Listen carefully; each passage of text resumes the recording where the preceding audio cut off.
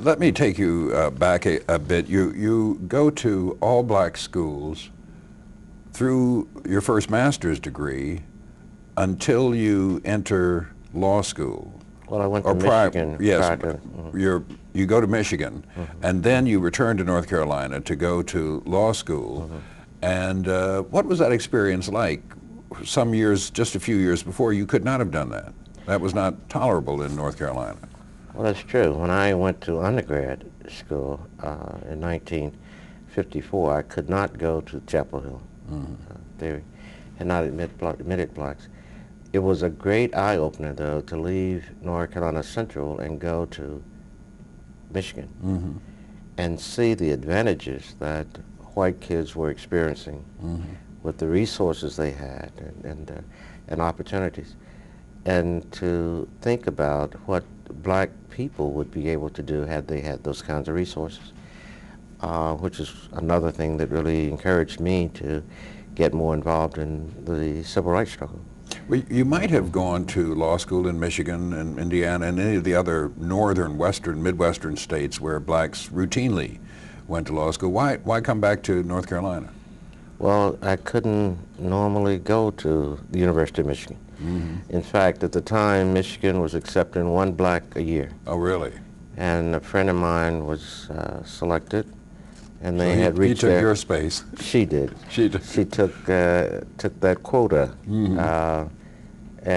so I was told then by Michigan that I ought to look at Howard or North Carolina Central.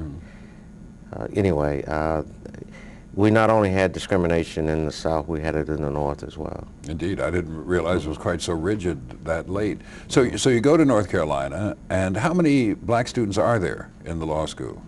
At Chapel Hill. In Chapel Hill. Then there were about 8. They had admitted their first group of black students, I think about 4 or 5, and I think about 3 went in with me, and there were 1 or 2 others there. So about 8 black students there at the time.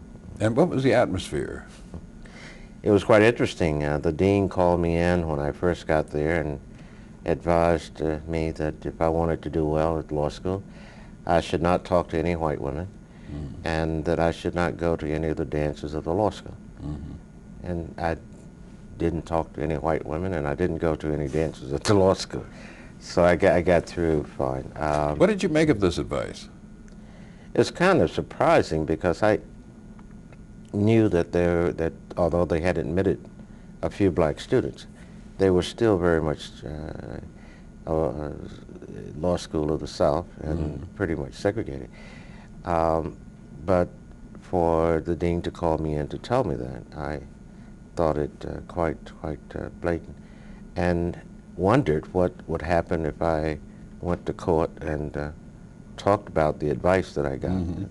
And I thought later about the problems that were involved in Sweat versus Painter, where the court talked about the need for a student to be able to partake of all of the attributes of an institution.